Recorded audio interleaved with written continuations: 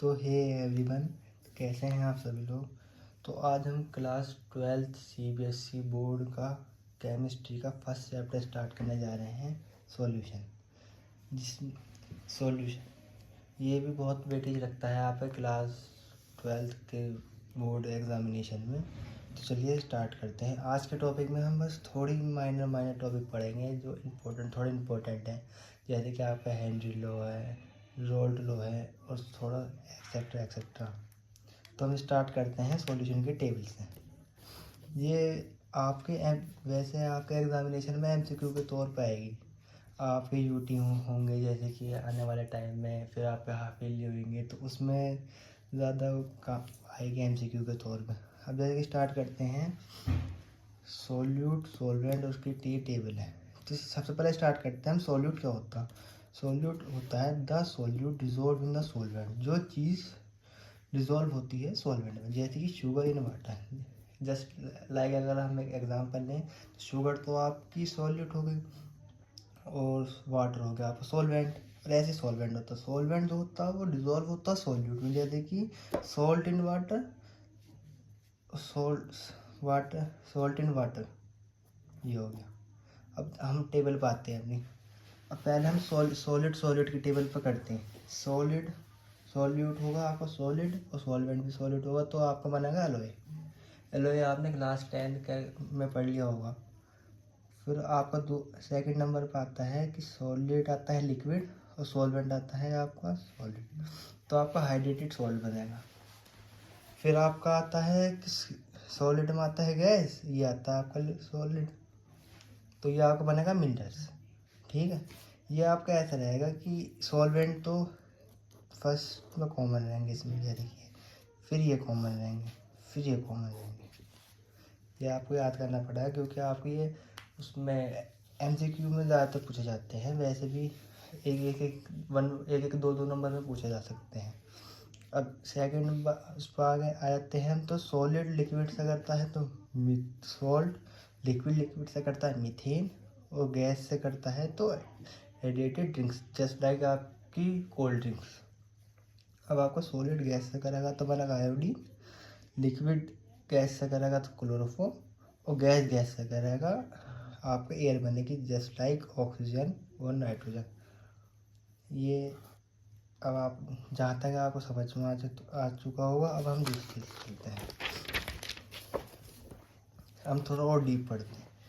अब आपका solid liquid से करेगा तो आप क्या होगा, सॉलिड अगर स्मॉलर देन सॉल्वेंट रहेगा डाइल्यूट सॉल्यूशन में, जैसा कि आपका H2SO4 डाइल्यूट में, और सॉल्वेंट ग्रेटर रहेगा सॉल्यूट से कंसनट्रेशन, जैसे कि आपका HCl हो गया। अब लिक्विड में आ जाएगा आपका, लिक्विड में आपके तीन आ जाते हैं, जैसे कि कम्प्लीटली मिसेबल, जो सेम नेचर के होते हैं, जैसे कि आइदर पोलर और either non polar. Alcohol water partially miscible वो होते हैं जो जिसमें inter molecular force of attraction decrease होती है, जैसे कि आपका वो जो मॉलिक्यूल के बीच की फोर्स, दो मॉलिक्यूल के बीच की फोर्स होती है, जैसे कि फिनॉल प्लस वाटर और निकोटीन प्लस वाटर। अब थर्ड में आता है आपका इमिसेबल, जो डिफरेंट नेचर के रहते हैं, जिसमें कि आपके दो लिक्विड रहते हैं इमिसेबल, एक पोलर रहता है, एक नॉन पोलर रहता है। इसमें सेम नेचर का होता है, यानी कि दोनों ही पोलर होंगे या दोनों ही नॉन पोलर होंगे। ठीक है। अब आपका आता है गैस इन लिक्विड, तो नेचर ऑफ गैस आता है इसमें, आता है एक आता है नेचर ऑफ लिक्विड, जिसमें polar non polar, temperature, pressure. अब एक चीज़ हमें याद रखना, ये आपके बोर्ड एग्जामिनेशन में आता है कि कौन सी गैस मोस्ट सॉल्युबल है वाटर में। आपको चार ऑप्शन दे देंगे, तो मोस्ट सॉल्युबल होगा तो अमोनिया है, और लीस्ट सॉल्युबल होगा तो हीलियम है। ये बात याद रखना।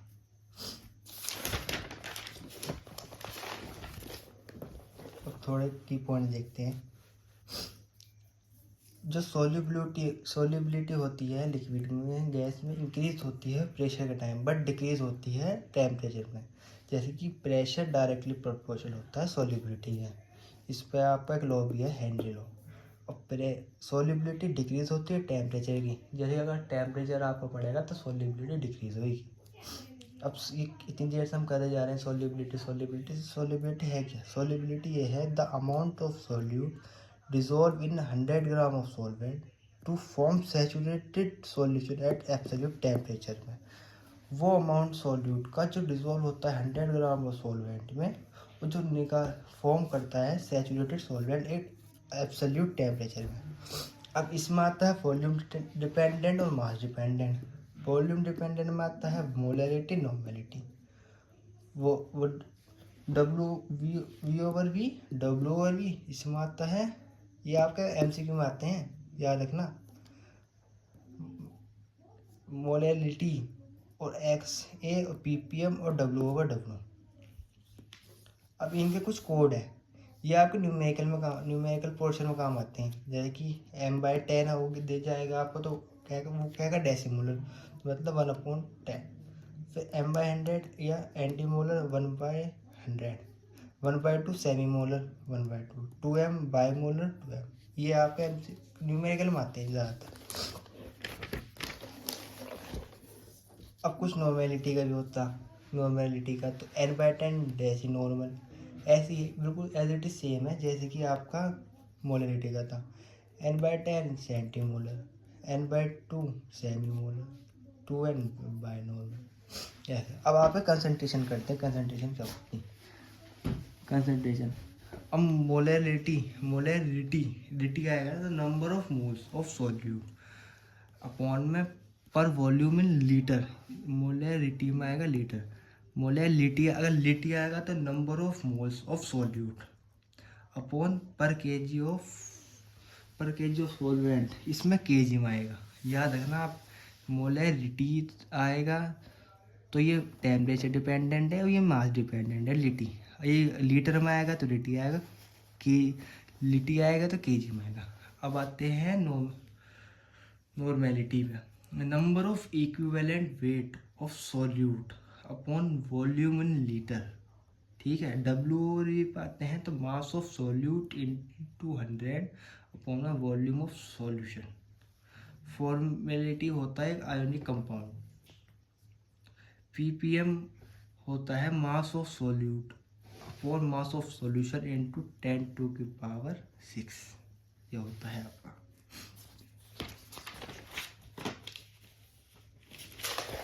अब इससे एक फॉर्मूला राइज होता है कि relation between normality and molarity, ये भी होता है। तो मोलरिटी के अगर टर्म में पूछेंगे तो normality into equivalent weight upon में मोलर मास ऑफ सॉल्यूट, और अगर नॉर्मेलिटी के टर्म में पूछे normality into molar mass of solute upon equivalent mass of solute. अब मैं बता रहा था आपको हेनरी लॉ, ये आपका मेरे साथ लिखवा लो 110% आपको यूटी में आपका हाफ ईयरली में आपका प्री बोर्ड में 101%, इससे एक क्वेश्चन मिल राइज होएगा आपको। ये क्या होता है, बहुत ही आसान है। ये होता है एट कांस्टेंट टेम्परेचर पे solubility in liquid is directly proportional to the pressure of gas। एक कांस्टेंट टेम्परेचर पे सॉल्युबिलिटी जो होती है गैस की वो डायरेक्टली प्रोपोर्शनल रहती है प्रेशर के। अब इसकी एक और डेफिनेशन है, mole fraction of gas in solution in a solvent is directly proportional to the partial pressure of gas. ये हमेशा याद रखना, ये डिपेंड करती है गैस पे, गैस इन लिक्विड पे। ठीक है, जैसे कि पीछे हमने पढ़ा था गैस इन लिक्विड में क्या था, गैस इन लिक्विड में हम ये रहा हमने पढ़ा था एरेटेड ड्रिंक्स, ये जो आप कोल्ड ड्रिंक हो गई थी वो। ठीक है,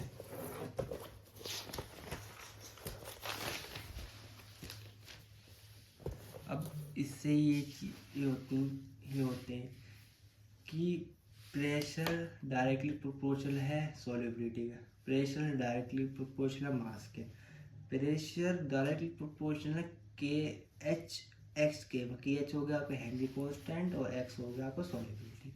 प्रेशर इन्वर्सली प्रोपोर्शनल टेम्परेचर, और सोल्यूबिलिटी भी इन्वर्सली प्रोपोर्शनल है आपकी टेम्परेचर के। ठीक है, ये आपका पॉइंट है। एप्लीकेशन है हेनरी लॉ की, जैसे कि पहली होती है सोडा लाइम।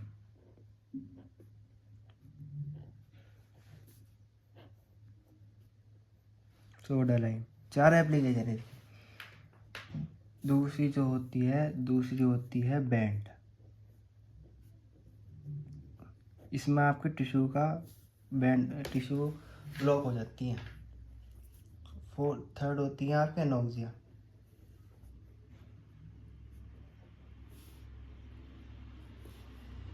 इसमें आपके लंग्स में प्रॉब्लम हो जाती है। और फोर्थ है आपकी ऑक्सी हीमोग्लोबिन।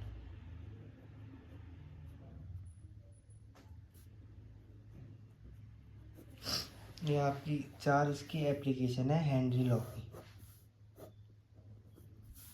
आगे समझ में। अभी सोडा लाइम जो होती है ये आपके एरेटेड ड्रिंक्स में होती हैं आपकी। ये तो जब आप जैसे कि सॉफ्ट ड्रिंक्स ओपन करते हो उसमें गैस बनती है, तो उसमें होती है ये। अंदर की साइड तो गैस हाई प्रेशर में सील पैक, और बाहर की साइड प्रेशर लो है, तो इसलिए ये आपकी वाटर में होती हैं। जब आपके वो जाते हैं स्कूबा डाइवर्स, तो नीचे तो पानी का प्रेशर लो होता है, नहीं हाई होता है, सॉरी, ऊपर लो होता है, तो इसलिए हो जाती है उनकी ये बैंड्स, उनके टिश्यू ब्लॉक हो जाते हैं। एनोक्सिया में जब आपके यहाँ पे देखिए, जब आप कोई माउंटेन एरिया में जाते हैं या कोई हाई एल्टीट्यूड के एरिया में जाते हैं, तो कुछ लोगों के नोज़ में से ब्लड आने लग जाता है और परेशानी होती है, उन्हें एनोक्सिया होता है। और ये भी देखिए आप, वहाँ के जो पैकेट वो रहते हैं ना, वो ज़्यादा वो रहते हैं फूले हुए। फोर्थ आपकी ऑक्सी हीमोग्लोबिन, ऑक्सीजन का हीमोग्लोबिन के साथ मिलना, तो ऑक्सी हीमोग्लोबिन। ये बायो वाले ज़्यादा समझ सकते हैं, मैथ्स वाले कम। अब इस कुछ लिमिटेशन है। लिमिटेशन ऑफ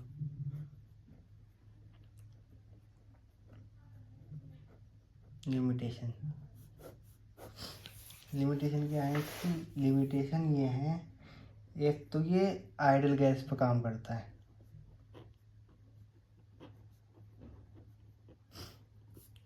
और दूसरी इसकी लिमिटेशन ये है, द गैस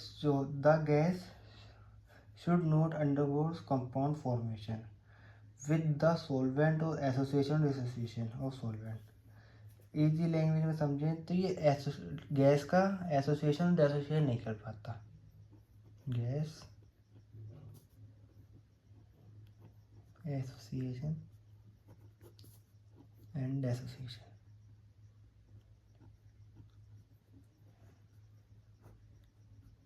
ये। अब हम समझते हैं KH क्या होता है, हेनरी कांस्टेंट। हेनरी कांस्टेंट क्या है? KH is a function of nature of gas because gas cause different value of KH। Easy language में समझे तो प्रेशर इंक्रीज होएगा तो KH डिक्रीज होएगा, सिंपल एकदम। अब एक क्वेश्चन है आपका बोर्ड में आता है कि why aquatic animal more comfortable in warm water to cold water. इसका ये है कि वार्म ओशन के डीप में जो वाटर का टेम्परेचर है वो डिक्रीज है, और ओजन का अपर लेवल में इंक्रीज है, तो इसलिए तो the solubility of oxygen in water is decrease with increase in temperature. अब एक ये भी चीज़ है आपकी इन एक्सोथर्मिक में जो आपकी नॉर्मल है वो तो उसमें हीट प्रोड्यूस होती है, पर इसमें हीट डिक्रीज होती है और एंडो में इंक्रीज होती है, ये है। अब आपका आता है रोल्ट लॉ, जो आपका एप्लीकेबल होता है सिर्फ आइडियल सॉल्यूशन में। अब इसके दो पार्ट है, एक वोलेटाइल एक नॉन वोलेटाइल। वोलेटाइल समझते हैं हम। वोलेटाइल में क्या होता है, PA डायरेक्टली प्रोपोर्शनल जो होता है X से, मतलब सॉल्युबिलिटी, और PA मतलब होता है वेपर प्रेशर। जैसे मान लिया हमने इक्वेशन 1, PB डायरेक्टली प्रोपोर्शनल होता है X से, XB। इसे मान लिया इक्वेशन 2। अब दोनों को मर्ज कर लिया तो पी ए हो गया पी नॉट ए एक्स ए, एक्स को मतलब हम जीटा ए भी कह सकते हैं। तो पी ए जो हो गया आपका vapour pressure of pure solute A, P B जो हो गया vapour pressure of pure solute B. अब हमने टोटल कर दिया, पी टोटल जो आया हमारा P naught A x A plus P not B x. अब इसका एक ग्राफ है, ये इसका एक ग्राफ है, ये देख लेना आप। इसके हम ई डेफिनेशन समझे तो the partial vapour pressure of each component in solution is directly proportional is mole fraction. Partial pressure जो होता है कंपोनेंट का वो डायरेक्टली प्रोपोर्शनल है वो मोल फ्रैक्शन में। अब हम इसका नॉन वोलेटाइल देखते हैं। नॉन वोलेटाइल में आप सिंपल ये एक तरह की कोलिगेटिव प्रॉपर्टी भी है जो हम अगले नेक्स्ट पार्ट में पढ़ेंगे, अभी हम फिलहाल यही पढ़ेंगे। अगर आपको इसके पीडीएफ या पीपीटी चाहिए तो मुझे बता देना, मैं आपको पर्सनली भेज दूँगा, पर्सनल नंबर मैं अपनी डिस्क्रिप्शन में ईमेल आईडी डाल दूँगा, उसमें बता देना आप मुझे। ये P naught A P A upon का P naught A equals to x और two P naught A minus का पी नॉट ए अपॉन का पी ए, ये आपकी वो है कोलिगेटिव प्रॉपर्टी। ये क्या होता है, it is a binary solution of containing a non volatile solute. एक बाइनरी सॉल्यूशन है जो कंटेन करता है नॉन वोलेटाइल सॉल्यूट को, और आप वोलेटाइल सॉल्वेंट को is equal to the mole fraction के इक्वल करता है सॉल्यूट के। आगे समझ, कुछ परेशानी हो तो बता देना, मैं आपको बाद में समझा दूँगा। अब इसका एक हम न्यूमेरिकल कर देते हैं इजी सा। If 2 mole of liquid A is mixed with 3 mole liquid B, 2 mole हैं लिक्विड ए, उसे मिक्स कर दिया मैं 3 मोल लिक्विड बी के साथ। एज्यूम करते हैं A plus B is an ideal solution. अब हमें बताना है vapour pressure of A solution, फिर बी सॉल्यूशन, और फिर टोटल वेपर प्रेशर। हमें जो गिवन दे रखा है, प्रेशर दे रखा है पी ए और पी बी का 150 और 200। तो हम स्टार्ट करते हैं। तो हमें पी ए, तो पी ए का हमारा फॉर्मूला क्या था, पी नॉट है जीटा ए। तब जीटा तो हमने दे नहीं रखा, तो जीटा ए का फॉर्मूला है zeta A equals to zeta A upon का जीटा ए प्लस का जीटा बी। तो जीटा ए हमारा था 2 मोल, यहाँ दे रखा है, जीटा ए हमारा यहाँ दे रखा 2 मोल। अब जीटा ए 2 प्लस का जीटा बी हमारा ये 3 मोल। हमने सॉल्व कर लिया तो हमारा 2/5 आ गया, हमने यहाँ सॉल्व कर 60 आ गया। अब ऐसे ही हमने वेपर प्रेशर बी का करा, P not B zeta B, फिर हमने ऐसे करके जीटा बी निकाल लिया यहाँ से, तो हमारा ये आया 120। तो हमने पी टोटल कर दिया। पी टोटल क्या होता है, पी ए प्लस का पी ए हमारा है 60, पी बी 120, तो हमारा हमने इक्वल करा 180, ये हो गया। अगर आपको और इसके न्यूमेरिकल हैंडल हो गए या किसी के भी चाहिए मुझे बता देना।